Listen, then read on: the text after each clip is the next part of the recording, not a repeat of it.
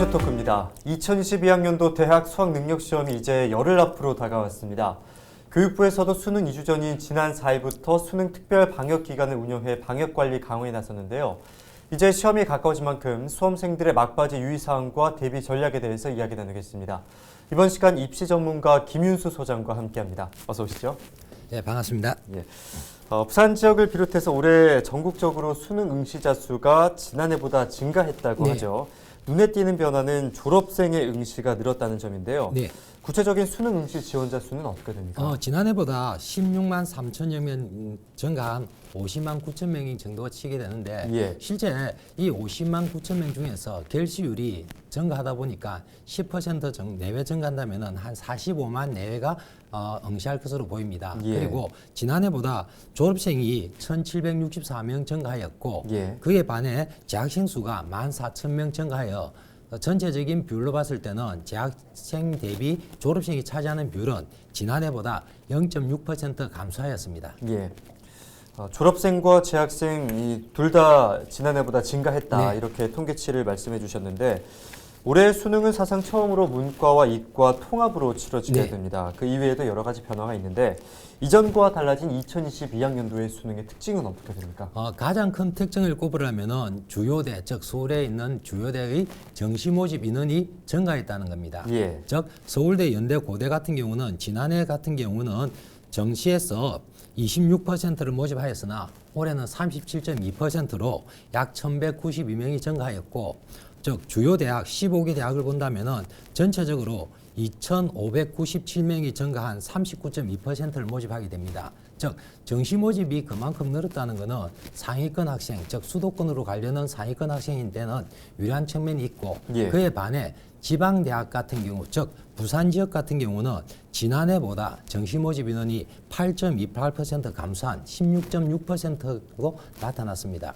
즉 수도권 대학은 정시를 늘리고 지방 대학은 정시를 줄이는 이유는 교육부에서 정시를 갖다가 증가시키라는 것도 있었는데 실제 수시에서 학생부 교과 전형을 30% 이상인 학교에 대해서는 정시 모집 정원에 제약을 받지 않으므로 지방대 같은 경우는 수시 모집에서 먼저 학생들을 충원시키기 위해서 수시 모집 비율을 늘린 것으로 추정됩니다.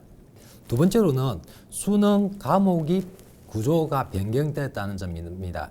즉 통합 수능이 되다 보니까 여태까지는 문과 학생은 문과 과목, 이과 학생은 이과 과목을 치게 됐는데 지금은 국어와 수학에서 공통 과목이 생기고 선택 과목이 생긴 겁니다.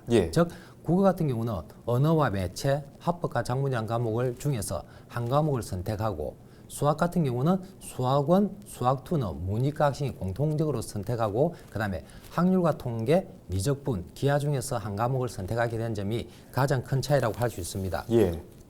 그 점이 가장 큰 차이가 있고 또 하나 더 말씀드린다면 사실 EBS 연계율이 지난해까지 70%였는데 올해는 50%로 조금 줄어든 감소하였습니다. 그런데 이 감소하였다고 해서 학생들이 남은 기간 EBS 수능 특강이나 수능 완성을 등한시해서는 안 되고 특히 수학 같은 경우는 수능 특강이나 수능 완성에 나왔던 기본 개념을 다시 한 번 더 확인해 주시는 게 좋지 않을까 싶습니다.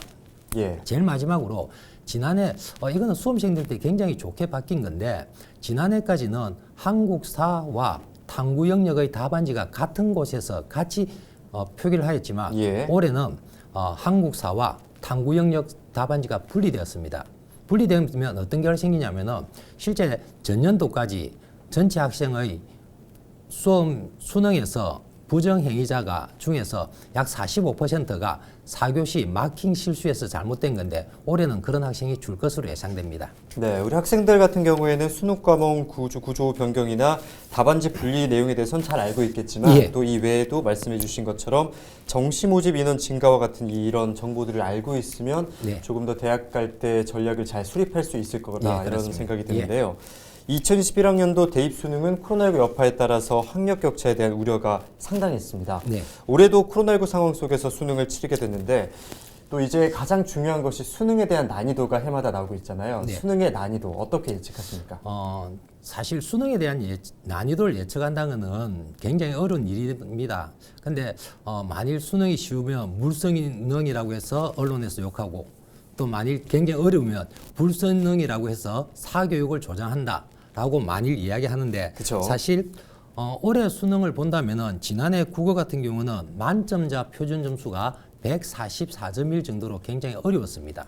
어렵고 그에 반해 수학 가형이나 수학 나형은 상대적으로 조금 쉽지 않았나 싶었는데 이번 6월 모의평가와 9월 모의평가를 봤을 때 6월 모의평가는 국어 영역은 지난해 수능보다 어려웠고 지난 9월 모의평가는 너무 쉬웠습니다. 예. 너무 쉽다 보니까 만점자가 전체 응시 인원의 1.61%가 나올 정도로 쉽다 보니까 올해는 국어는 지난 수능 수준과 비슷하게 나오고 9월에 비해서는 많이 어렵게 나오겠죠. 그래서 1등급 컷이 88점 내외로 잡히지 않을까 예상이 되고 수학 같은 경우는 지난해와 거의 비슷한 수준으로 나와서 과목에 따라서는 88에서 92점이 1등급 컷으로 되지 않을까 추정됩니다. 네, 말씀하신 것처럼 또 너무 쉬우면 너무 쉽다고 이야기가 네. 나오고 어려우면 어렵다고 이야기가 나오는 만큼 올해 또한 이 수능 난이도에 대한 관심이 상당히 높은데요.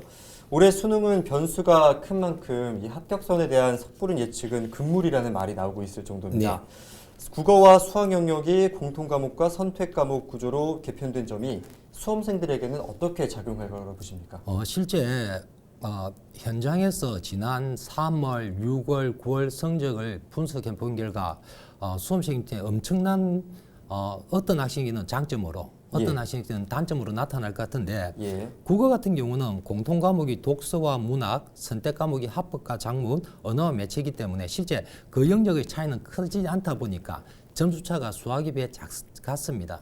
그런데 수학 같은 경우는 조금 전에 말씀드렸지만 수학은 수원, 수투 공통 과목이고 그 다음에 학률과 통계, 미적분, 기하 중에서 선택하게 되는데 실제 학률과 통계 학습량과 미적분 학습량을 비교하면 거의 2~3배 차이 납니다.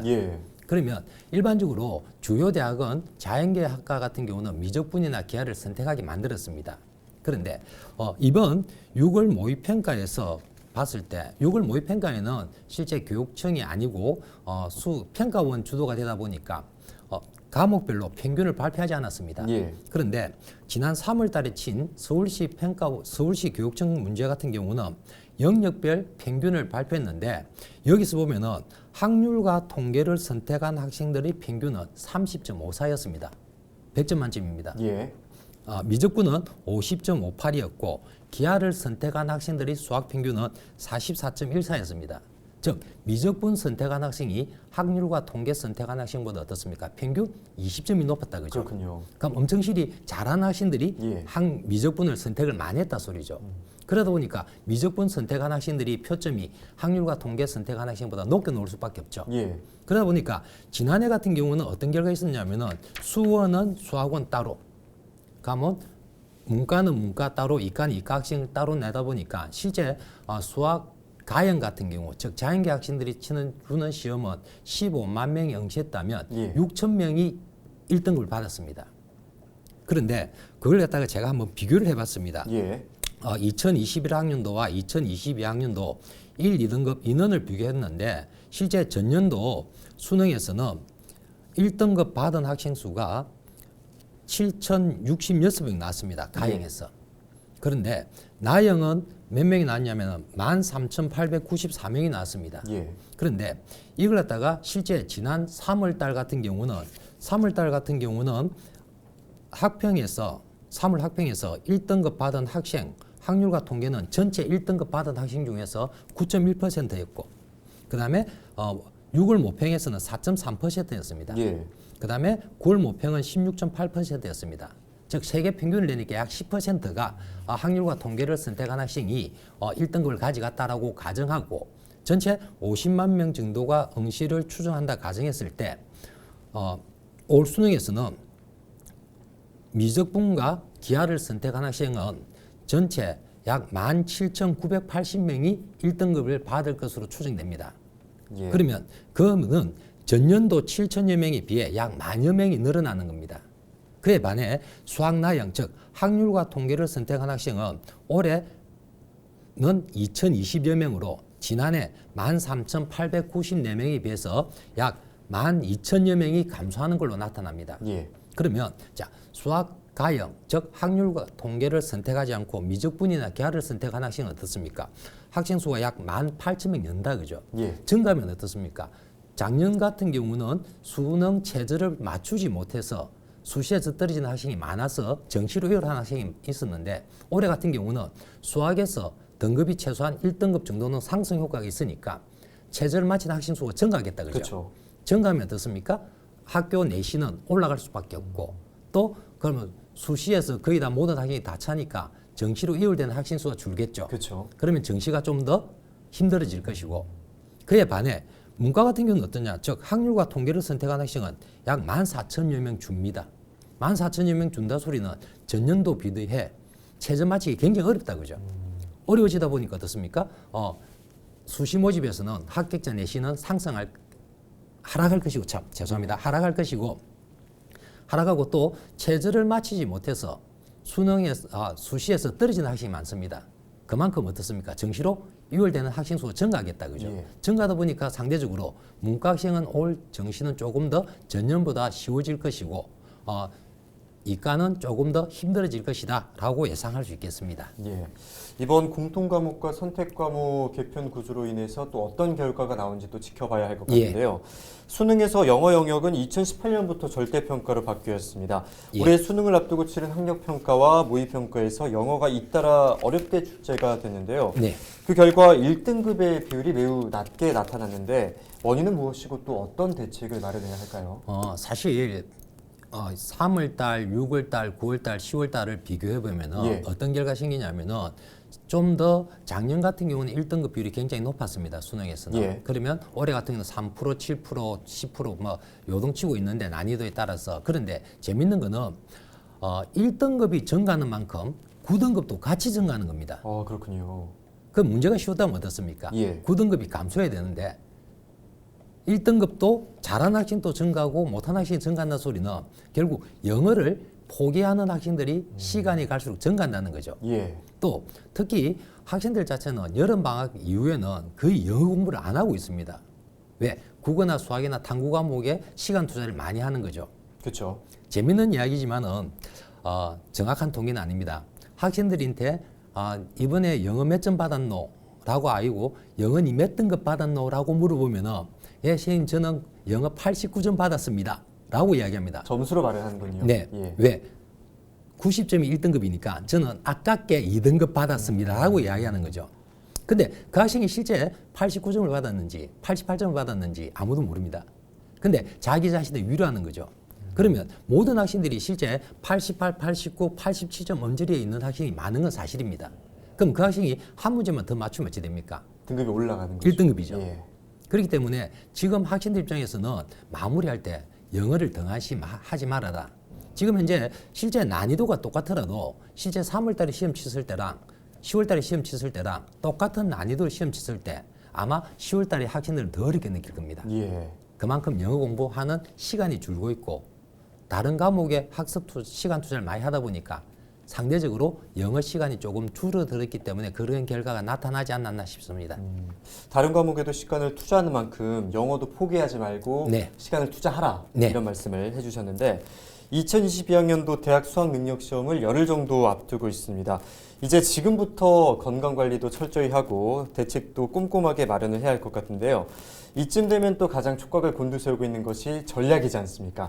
수능 대비 전략 어떻게 마련해야 할까요? 지금 현재 와서 수능 대비 전략을 어떻게 해라 라는 것보다는 실제 상위권 학생들은 상위권답게, 중위권은 중위권답게, 하위권은 하위권답게 준비하는 게 옳지 않나 싶습니다. 각각의 전략을 다르게 해야 한다 이 말씀이시죠? 상위권 같은 경우는 자기가 6월달이나 9월달 모의평가에서 틀렸던 문제를 다시 한 번 더 보면서 소위 말하는 킬러 문제 위주로 학습을 해야 될 것이고 중위권은 자신의 점수를 지키기 위한 학습이고 하위권은 지금 아이고 며칠 남았다고 이제 포기해야지 라는 생각보다 기본적으로 기본 공식이라도 외우고 들어가면은 수학 같은 경우는 2점, 3점만 다 맞춰도 4등급 내지 5등급이 나올 수 있습니다. 그렇기 때문에 기본 공식이라도 한 번쯤 보고 가는 그런 여유를 가졌으면 좋겠습니다. 네, 또 이제 끝날 때까지는 끝난 게 아니기 때문에 마지막까지 최선을 다해야 할 것 같은데 수능이 끝나고 나면은 12월 30일부터는 정시 모집 원서 접수가 이루어집니다. 수험생들이 알아둬야 할 정시 지원의 핵심 요소나 변수에는 어떤 것들이 있을까요? 앞서 언급한 거는 빼고 지금 현재 학생들 입장에서는 자신이 진학하고자 하는 대학이 표준 점수를 반영할지 아니면 백분위를 반영하는지 아니면 표준 점수와 백분위를 혼합하여 반영하는지 자신이 가는 대학이 그 대학에서 어떻게 반영하는지 또 그 대학 홈페이지를 가서 그 대학의 한산 방식에 맞춰서 자신의 점수가 어느 건지 즉 자신의 성적의 강약을 빨리 산해라는 겁니다. 즉 예를 들어 똑같은 점수라도 A 대학 갔을 때는 합격을 할 수 있고 B 대학 가면 떨어지는데 그쵸. 똑같은 점수도 어떤 학생은 또 B 대학 가면 합격하고 A 대학 가면 떨어질 수도 있습니다. 즉 과목에 따라서 반영 비율 반영 영역에 따라서 성적 차이 굉장히 크게 나타날 수 있습니다. 즉 수학 반영 비율이 높은 대학은 어떻습니까? 수학 잘하는 학생은 그 대학을 가야 될 것이고 상대적으로 국어를 잘 치르고 수학을 조금 못 치르는 학생은 어떻습니까? 국어 반영 비율이 높은 대학. 그러니까 자신이 지원하려는 대학과 자신의 성적 조합을 가지고서 어느 대학이 가장 유리한지 그거 찾는 것이 어찌 보면 수험생들이 해야 될 일이 아닐까 생각됩니다. 자신의 성적을 빠르게 파악한 다음에 과목에 따라서 반영 비율이 높은 대학을 적절하게 잘 지원을 해야 한다 이런 말씀을 해주셨는데 올해 고3 학생들은 지난해 고2 때부터 코로나19 시대 속에서 공부를 해오고 있습니다. 코로나 시대이긴 하지만 입시 설명회 참가나 현장 컨설팅도 상당히 어려움을 느끼고 있는데요. 이런 상황에서 수험생들은 어떻게 입시 전략을 세워야 할지 수험생들에게 한 말씀 해주시죠. 수험생들 입장에서는 지금 남은 기간 동안은 일단 진인사 대천명이라고 최선을 다하고 난 다음에 결과를 기다리고 수능 점수가 나온다면은 그 당시부터는 위드 코로나가 되기 때문에 실제 대면이나 비대면 상담이 많아질 것이고 특히 실제 입시 기관을 찾는다 아니면 사설 입시 컨설팅을 찾는다는 것보다는 학교 담임 시험을 통한 정시 상담이 가장 정확한 방법입니다. 학교 담임 시험들이 어떻게 보면 가장 좋은 입시 전문가이신데 그런 분들을 놔두고 굳이 전문가를 찾는다라는 것은 제가 봤을 때는 아닌 것 같고 담임시험과 먼저 상담한 후 대학 지원 여부를 결정하는 것이 가장 좋은 방법이 아닌가 생각됩니다. 네, 이제 일생일 때 중요한 순간인 만큼 우리 수험생들이 쌓았던 노력들이 좋은 결실을 맺기를 바라면서 오늘 말씀은 여기까지 듣겠습니다. 고맙습니다. 네, 감사합니다. 네, 올해 수능은 코로나19 확산 이후 치러지는 두 번째 수능으로 수험생들의 건강관리가 무엇보다도 중요한 시점인데요. 수험생 모두 최선을 다해서 준비해서 이번 수능에서 원하는 결과를 얻길 응원하겠습니다. 헬로이시 토크 여기서 마치겠습니다. 함께해 주신 여러분 고맙습니다.